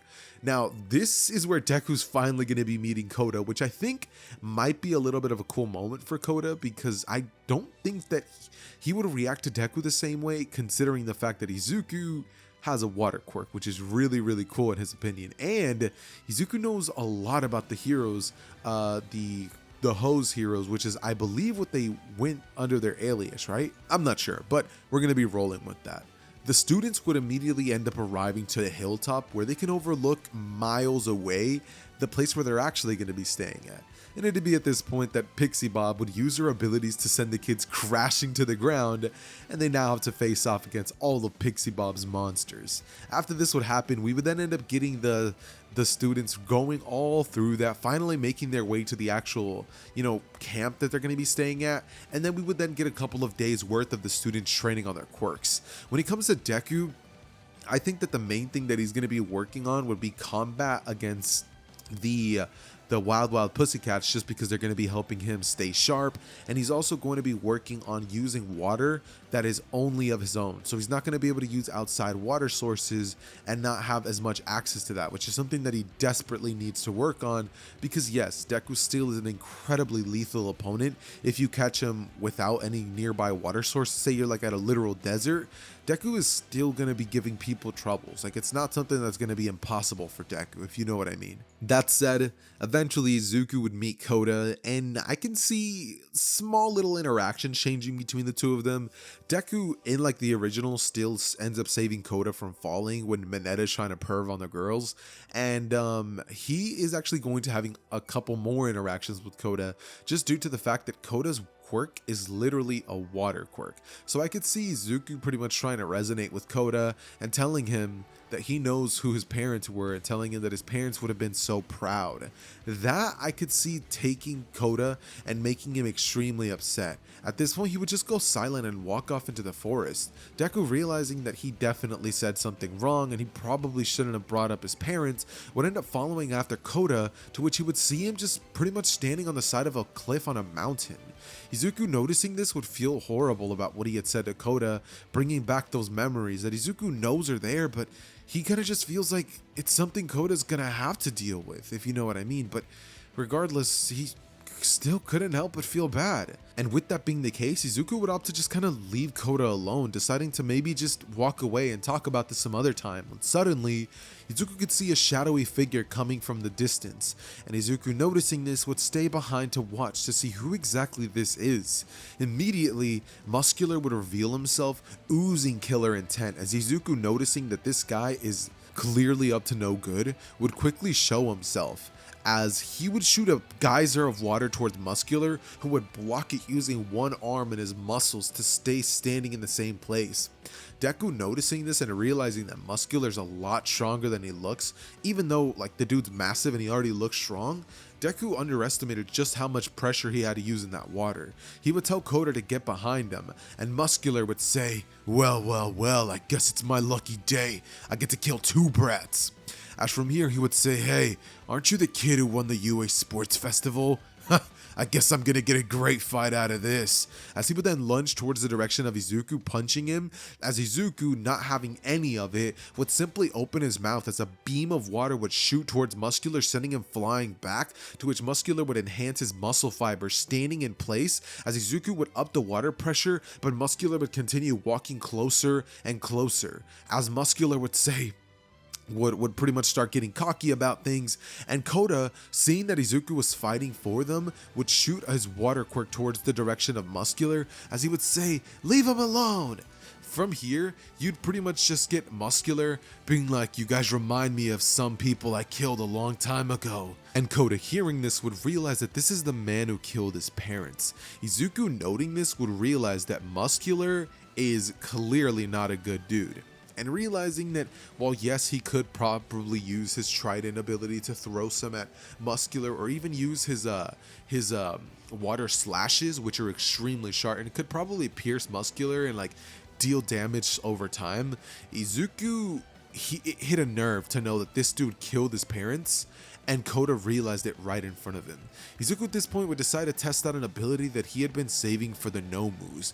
Izuku would shoot water at the direction of Muscular with the intent of literally drowning him. Izuku would fill up his esophagus and his nose with so much water that Muscular couldn't even breathe, and Muscular would simply fall unconscious as he would try his best to breathe some air, but it was just literally impossible for Muscular, and Izuku, taking advantage of this, would proceed to decimate Muscular Muscular with a bunch of water slashes as he would beat down Muscular, and ultimately Muscular, running out of oxygen and any opportunities, would fall unconscious. Izuku, showing this to Koda, would tell him that he never has to fear about that villain ever again, and Koda would actually end up hugging Izuku on his leg as they would make their way towards Aizawa, Deku leaving him there and rushing off to help his classmates. After this would happen, we'd pretty much get Izuku bumping into Tokiyami, and I believe his name is Shoji, as well as Katsuki and Todoroki, who would both quickly take out Moonfish, and then we would pretty much get the situation where Ochako and all of them end up meeting together, like around the moment that Bakugo and Tokiyami get kidnapped. And we would get the students noticing this as, I was about to say Moonfish, but yeah, no, that's definitely not his name. Mr. Compress would end up taking the both of them. Deku, using his water abilities, would end up creating a water dragon, as jumping on top of it, he would proceed to like lunge towards the direction of what did I literally just say his name was? Right, Mr. Compress. Izuku at this point would catch up to him and would grab 2 orbs, but Mr. Compress would have been hiding one under his mask, and it'd be at this moment that Mr. Compress would actually end up getting away with Bakugo just like he does in the original, even though Deku was able to nearly catch both of them. As this would happen and Izuku would realize that he only managed to save Tokiyami, Izuku would be pissed because yeah, Bakugo, hasn't exactly been the best of him over the years, but recently Izuku would felt as though that weird thing that's been between them, separating them for so long, was finally starting to dissipate, and now Bakugo could be dead, and it's all his fault. If he would have just acted faster, if he would have done better, Bakugo would be... But Izuku would realize that he can't think like that. He can't do that to himself. So Izuku would understand that there's nothing he could have done in that moment, and or at least tell himself that, not really understanding it, but just lie to himself about that, as ultimately, just like in the original, Momo and Kirishima and Ida and I think Uraraka was with them, I'm not sure, all of them would end up deciding that they're going to be going after Bakugo and trying to save him, to which we would finally get all the events set up perfectly for the Hideout raid arc. Everything would go just like you guys would normally expect, with All Might and all the heroes crashing in and taking on a bunch of the League of Villains, to which I just gotta say, quickly, time out. Wasn't it so cool the way that the pro heroes handled them? I mean, these are villains that in the previous Forge training camp arc seemed so deadly, so dangerous, but the pro heroes took them out like it was absolutely nothing, with so much ease and efficiency, which is like my favorite thing. Then we get the section that of all the heroes who went against All For One and found him, they get absolutely decimated. And then we get the section where all the Nomus get destroyed and stuff like that, so that's cool, right? We would also get the battle between All For One and All Might. And normally in these specific videos, I tend to have this tendency to make Deku step in with All Might, and they both face off against the big bad All For One, but I just don't see that realistically happening in this timeline. Deku is nowhere near close enough to All Might to step in immediately, and because All Might's the type of character who would pretty much tell him thank you for rescuing Bakugo, because they still would do so, right? Like, it just becomes so much easier. Deku, using his water whip, would be able to grab Bakugo and save him quickly, and even better than they did in the original. And All Might would stay facing off against All For One. This ultimately leads us to having the same battle until Deku notices that All Might is actually faltering to All For One. This leads Deku to feeling absolutely helpless, as Deku would extend one water whip towards a tower and another one, similar to what Spider-Man does, as he begins pulling back, changing the properties of the water to be sort of elastic, as he would go on to look at Bakugo and ask him if he could help out. Bakugo at this point would grab onto Deku's torso and shoot explosions behind him with the other hand, as he would propel him even further, and suddenly they would let him go, as Deku would be propelled as far as possible, with him creating water wings just to help him steer in the air. Problem with him not using these and just flying there is that the water wings aren't aerodynamic to actually be able to fly in the air. That's something that Deku's been working on but still hasn't perfected. And so Deku would end up landing nearby the battlefield, as Izuku, realizing that he was going to overshoot it by a bit, would use a water whip to grab onto one of the lights nearby and yank himself towards that direction. Mind you, because Deku was coming in from the air, All Might didn't even see this coming, and so Deku would have ended up creating some sort of gigantic kaiju dragon, out of all the water that he could possibly muster, drinking a water bottle as he's doing that. His costume actually has like a little bit of you guys know like those hats that have like straws on them that you can drink out of while you're like doing whatever. Deku would be using that as he's drinking a ton of water as he's using this ability, and this gigantic water dragon just point blank hits All For One, who just wasn't expecting it. And as that happens, you get All Might come crashing in as the smoke is clearing up, as he would hit his United States of Smash, absolutely clobbering All For One, who would have no answer to the help of Izuku and All Might. They would take out All For One, and everybody nationwide would begin cheering for All Might, the symbol of peace, who had just defeated one of the most powerful villains that they had seen. They would wonder what's next, but ultimately, that's up to you guys. Hit the like button, ladies and gentlemen. That's picking off the story where it last left off. We start everything off with the Provisional Hero License exam arc. And the only reason that I'm doing this is because honestly, I thought of a really cool aura farming moment that Deku could finally have. And this would be the beginning of the actual event. You guys remember how everything started off and people were like super nice to UA, and then suddenly everybody and their mothers literally rushed at them at the same time, which was kind of crazy. Like that's wild, the fact that these kids thought that they could do that to class 1A. But Deku in this specific timeline would go on to immediately create a bunch of water clones, and this would be using the water that he has himself. Deku at this point has been getting a lot better at doing larger scale moves with only the water that he has access to, because of the great like water tank that he has in his suit that pretty much allows him to have a lot of water at his disposal at all times, converting the molecules of water into the air into drinkable water that Izuku could actually use, which is something that he actually does use for his quirk whenever he's using his water ability. Part of it's coming from himself, and part of it's coming from the water molecules that are in the air itself. That said, the second that everybody would come rushing at them, Deku would block everything with a water barrier, as everyone would watch as all of the balls would immediately hit water and just dissipate. They all fall to the ground. Deku at this point would say, 100 against 20 doesn't seem very fair. How's about we even the odds? As Deku would create a bunch of clones, and all of them would go rushing towards the direction of all the other students, taking them out and tapping a bunch of their little red dots. Like, this dude would do it for absolutely no reason too, because mind you, he only needs three eliminations, but instead he ended up getting way more than that. And with that being the case, Deku would immediately eliminate like 35% of the competition with one fell swoop. The rest of them would be up for the taking for everybody else, but after that would happen, everybody who got eliminated by Izuku would glare at him, but Deku, he wouldn't exactly care too much about this. After this would happen, we would then get the section where everybody ends up pretty much having to face off against Gang Orca, and I can easily see Izuku standing up to him, with Todoroki and Inasa both still having their own little spout that they would have in the original. So I could see Deku stepping up and actually using his water dragon to actually lunge at him and just absolutely gobble this man.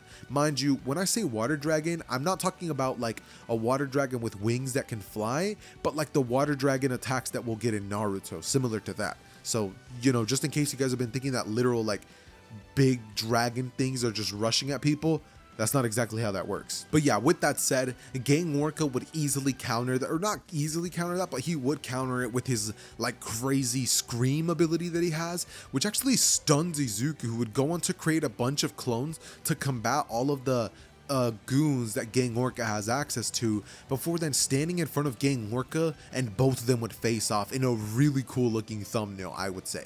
Like, it would pretty much look like Sung Jin Woo versus Beru, which, speaking of Sung Jin Woo, if you guys like solo leveling, I have recorded a What If Deku had solo leveling video, and that video is going to be coming out sometime soon. Not exactly too positive when, but trust, it's gonna come out eventually. That said, let's get back into the story. Deku, after seeing that Gang Orca has this ability, would proceed to use water slashes on Gang Orca, as I believe Gang Orca could maybe shoot water out. He would shoot some of those back, but it just wouldn't be enough to counter Deku, and ultimately, Deku would combine all of his water clones after they had defeated a majority of all the, goons that Gang Orca has working with him. He would then combine all of them into a gigantic typhoon, which would surround Gang Orca and look like a tornado, which just spins and spins and spins, and the force of it would actually be enough to cut Gang Orca. So with this attack being on Gang Orca, he would only let it happen for like 3 or 4 seconds, but that would be more than enough to knock him unconscious. As after this would happen, Deku would get his license easily, and the rest of the class would finally return to 1A. With Bakugo, I want to say nah, he still fails. So him and Todoroki are still going to be having to return and take the test again, and everybody else is actually going to be end up passing. So that's cool. But with that being the case, events are going to be changing slightly with the timeline at this point, with one of the changes being that Deku never actually ends up facing off against Kacchan. Like you guys remember in the original how they had that really cool fight. Unfortunately, that's not going to be happening, A, because we already know who's going to be winning that fight, and B, just because the things are just not shaping out that way. The way I wanted to write the story was for Deku and Bakugo to eventually sort of like reconciliate or something like that, you know? But I digress, that's not the point here. After this would happen, we would now finally begin the Overhaul arc, and what better way to start it than with, you know, Class A introducing themselves and Mirio making an utter fool of everybody. I mean, seriously, this dude is awesome. Did you guys see that clip in the anime? It was absolutely bonkers. But yeah, we're now going to be getting into Mirio versus Class 1A. And I could see Mirio still once again taking everybody in Class 1A out easily. He would still have struggles with Izuku, but because Izuku doesn't have one for all, and Izuku has never faced somebody who he literally can't harm with water, he would be stumped. Like, that's the only way I could put it. Deku just doesn't even know what to do. And I could see Deku getting punched in the gut easily, which ultimately leads him to the ground as he would cough out some spit and, you know, fall to his knees. But as Mirio thinks that the battle's over, Deku would get back up, telling Mirio in the Rock Lee pose to come at him once more. Mirio at this point would think that this year's class has a lot of oomph to them, and so he would rush back in towards Izuku, going underground before leaping up right where Izuku's at. However, this time, he wouldn't be expecting that Deku would have created a gigantic water bubble in which now Mirio was stuck in, and realizing this, he would phase once more as Deku would try to land an attack on him with water sharks that would be covering the water. Mirio seeing this would phase once more as the sharks wouldn't be able to actually land any attacks on him, and Mirio understanding that he needs more speed to be able to face off against Deku in the water where it's clearly not his element, would activate One for All, which is definitely what Mirio is going to be having in this timeline, as he would lunge at the direction of Deku with speeds that Izuku just wasn't expecting, and Mirio lands a blow that actually ends up sending Deku out of the water bubble, sending him crashing onto the floor, where Mirio, using One for All once more in tandem with his phase ability, would appear in front of Deku before he could even blink, as Mirio would go on to land a blow but never actually do so, stopping just short of Deku's face, as Deku would be stunned at Mirio's powers and abilities, with Deku thinking that this guy might genuinely be even more powerful than All Might and him combined. Deku realizing this would be genuinely impressed, and after class would be over, Deku would go over to Mirio as they would have a conversation about his powers and his abilities, with Deku even bringing up the fact that Mirio's quirk has an uncanny resemblance to All Might's, at least when he gets that incredibly fast, because to Deku's knowledge, Mirio's quirk is actually just called phasing or what is it, permeation. Deku would bring up the fact that it shouldn't have that property, but it does, and he would wonder, but he would ask Mirio if he awakened his quirk. Mirio, wondering if he actually believes that that's the case and isn't onto him, would ask him why he would think that, with Izuku explaining that when he was a kid, his quirk used to work in a much different manner and it was a lot weaker than it is now.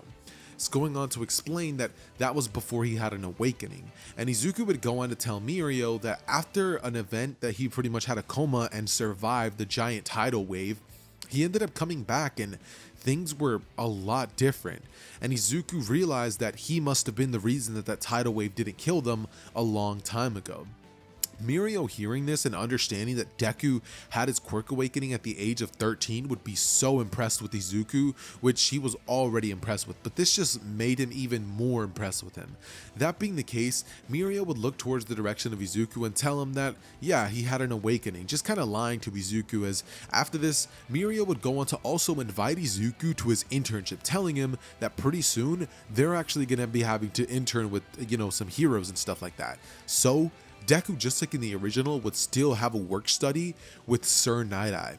And because in this timeline Deku doesn't have one for all, and Sir Night-Eye doesn't necessarily need Deku to prove himself to him because he's already impressed Mirio, he would allow Izuku in without needing to do his whole take the stamp and sign the thing yourself situation that we had in the original. And so we'd pretty much just get the situation in which Mirio and Izuku both would end up doing their hero patrol. Now, honestly, I'm not really too sure what direction to go in terms of the situation with Eri, because a part of me kind of wants to see a section of the story where Overhaul is, rushed by Mirio and Izuku, who just go running through his entire base of operations. So I'm honestly going to let them let Eri escape.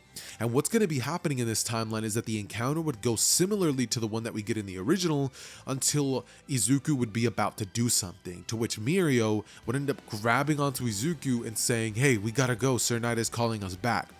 Izuku, after seeing that and looking at Mirio's eyes, would realize that he's serious, as the both of them would end up making their way back to Overhaul's, or not Overhaul's agency, but Sir Night-Eye, as that would be where both of them, mostly Mirio, would regret stopping Izuku, realizing that had they have defeated him there, they could have saved that little girl, but he was more focused with following orders than anything else, and that might have cost him. Izuku would even berate Mirio about that, telling him that what he did back there was a garbage move, and we would get a situation in which things would get kinda heated between Izuku and Mirio, mostly with Deku telling Mirio things, and Mirio honestly just kinda staying quiet, realizing that, yeah, he was wrong. This lights a fire under the both of them. Izuku wanting to show that this is how a hero should act, and Mirio wanting to redeem himself for how he acted would lead to the Sir Night-Eye raid, or actually the Overhaul raid, my bad. But yeah, with that being the case, the events of this specific timeline are going to be changing drastically, because in the original, Mirio would have pretty much ended up phasing straight to where Overhaul was at, and Izuku would have ended up going with, I believe it was Sir Night-Eye and Facum and all of them, and they rushed in there, and Aizawa was there as well. Nah, in this timeline, we're going to be getting Mirio and Izuku both rushing in and simultaneously using their quirks to just absolutely bash people's heads in. Like, these guys are taking names and destroying them left and right. And most of these villains that would have led to these crazy fights would be taken out immediately. People like, what's that one dude's name? Like the really buff dude that had the mask on. He would be taken out very quickly. We get characters like Mimic who were taken out, or no, not Mimic, but the Night-Eye squad, they get taken out. We get Shin and Deidoro taken out immediately, and then we would get Mirio and Izuku standing face to face with Overhaul, who would pretty much end up like being shocked that these two heroes are the ones that are here now. At this point, Mirio would have already phased in and literally grabbed Eri and put her behind him, as he would stare at Overhaul and tell him that it's over. From here, Overhaul would grab a gun from his pocket with the Quirk Destroyer bullet, as he would look at Mirio, realizing what the nature of his ability is, and pretty much shoot a bullet point blank at Mirio's direction, knowing that Eri was behind him. So if Mirio wanted any chance to take him out, he was, or any chance to protect her, he was going to be having to take the bullet for her. And so Mirio would actually be willing to do just that, not even phasing, understanding that he'd rather save her life than keep his quirk, which is like the most heroic thing ever. But regardless of this, Deku using his water quirk would quickly create a barrier to stop that bullet from working, as using his water, he would go on to grab onto Overhaul, restricting all 4 of his limbs, as Mirio would come flying in and land a devastating punch on his face, sending him crashing into the wall, as Overhaul would be unconscious, and both of them would tend to Eri's needs, asking her if she's okay, with Deku saying that he's so sorry he didn't save her sooner. At this point, Eri would thank them for saving him, but in the background you could just see Overhaul slowly getting up as he would say, "I'm not done yet." And he would merge with all of his comrades, as he would then go on to create that gigantic atrocity that Deku fought in the original. That said, Mirio would end up charging up his one for all percentage, as he would blitz towards the direction of Overhaul and look at Deku, telling him that he has this. From here, he would blitz around, phasing through all of Overhaul's attacks. Mind you, he wouldn't have been able to hit him anyways because he was using that much of an output percentage of one for all. But Mirio would do this without Eri's help, mind you, and with him phasing and landing blow after blow after blow, Overhaul would eventually be beat down until finally he would be defeated and Eri would be saved from the grasps of Overhaul. After this would take place, we'd pretty much just get a cleanup situation, as then the events of the Remedial course arc would happen, which is pretty much just Bakugo, Kami, Inasa, and Todoroki trying to get their pro hero licenses. Now we got the UA School Festival arc, where in the original, Deku ends up having this crazy fight against Gentle Criminal, which is, I'm sorry to say this, the last fight in the story. Now, obviously, we do know that continuing forward from this point, Shigaraki proceeds to get turned into like this crazy monster, but because in this specific timeline, we have characters like Mirio in the story who's able to phase through, so Shigaraki's going to be having a hard counter there. We also have Izuku, who is extremely OP. His quirk is a perfect counter to Shigaraki, because what's he gonna do? Decay water? You can't exactly decay water. Maybe he can make it taste putrid. He can make it like rancid. But other than that, he's not gonna be doing anything to Izuku or Mirio. So even if Shigaraki turns into that crazy full-powered version over one for all character, he's gonna be getting taken out by the combo of Mirio, Deku, and just for some extra precaution, Star and Stripes, which I don't know if most of you guys know about that. Have you guys seen that far into the anime? I'm not sure, but regardless, Deku versus Gentle Criminal. Deku, having forgotten a couple of things for the performance, would end up rushing to the hardware store, where he ends up buying some last minute things that they are going to be needing for the show, and on his way back he spots Gentle Criminal, who's talking with La Brava, telling her that he's so excited to show off how his villainous actions to the world. Izuku, hearing this, taking note that this dude was about to spoil Eri's night, was just not having it, as Deku would proceed to use a water prison to trap both Gentle Criminal and La Brava, and both of them straight up just get taken out immediately. Deku's like not having it. In the original, the Deku character that we get is someone who's you know, compassionate, and you know, he hears heroes and like he wants to help everyone. Nah, bro, this Deku was not having any of it. He straight up just took care of business and walked off as if it was nothing, reminiscent to what he did in the Sludge villain arc, when he just took it out and didn't even take credit for it. That said, the performance would go by scot-free, and that, ladies and gentlemen, is where we're going to be ending What If Deku Had a Water Quirk. I hope you guys went on to enjoy this series. It was what, like 5 parts, which is generally one of my more longer stories, but I ultimately ended up having a blast with this story. So with that said, comment down below any what if suggestions you guys have in the comments, and it has been your boy Xehther, and I am out. Peace.